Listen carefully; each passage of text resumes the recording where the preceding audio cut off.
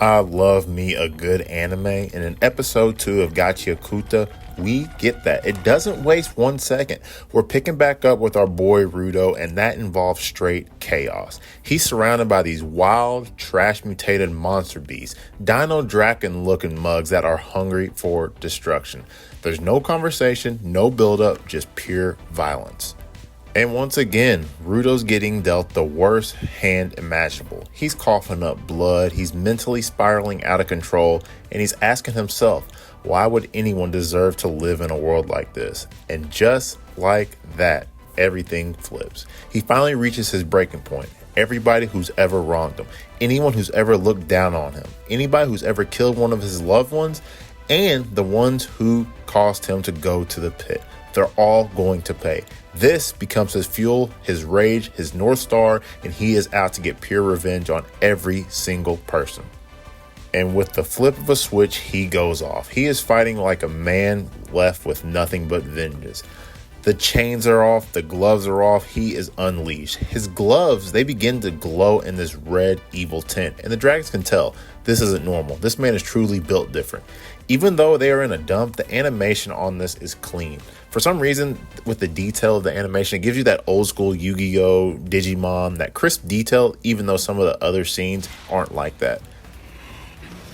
And as he is fueling up, there is a character in the background. That new character's name is Enjin. This dude shows up and he is just watching Rudo go off. This dude shows up with an insane presence, an OP aura, yet some cheeky confidence. He tells Rudo that they're not in the pit, but they're in something completely different. But as we can feel out this new character Enjin, we get that OP vibe. We've been here before. He's giving off mentor energy and he's about to pop off. What draws this scene and brings it together is the rap R&B fusion in the background. It's a perfect tone to this episode and to this scene. He is there to help Rudo. He is there as a companion. And after the fight scene wraps up, Enjin wraps up Rudo like a Christmas present.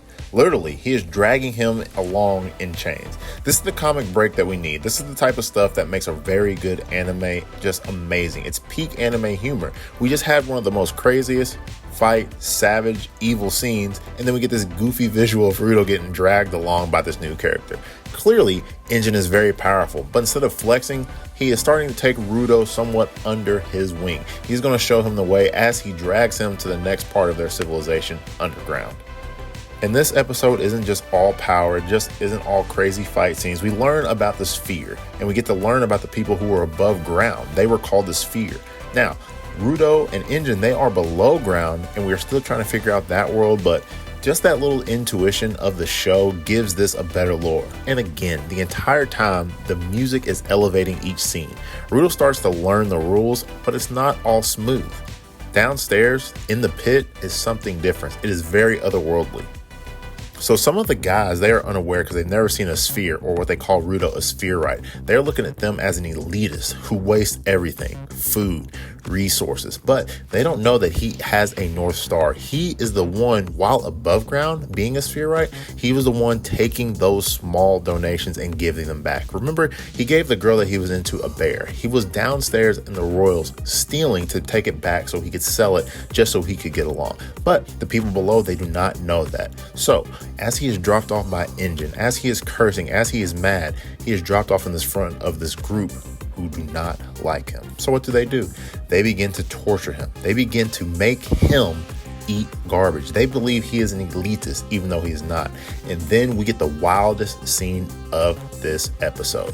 As he's being force-fed trash, Rudo goes pure manic. He bites off 2 of the members' fingers and begins to eat them. Like, holy shit, what have we got into? And as we kind of predicted, Enjin is testing him. He is again sitting from a distance and he is seeing what Rudo's will really looks like. He is also trying to get an idea on his power, his gifts, and his rage.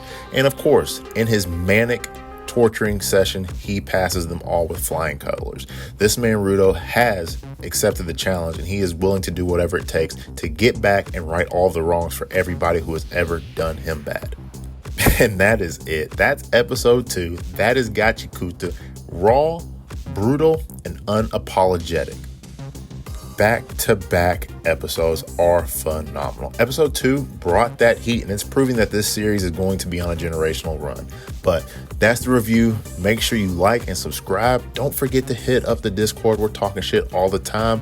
I appreciate the likes. I appreciate everybody commenting down below. We just cracked 270, well on the road to 300. DT out. See y'all on the next one.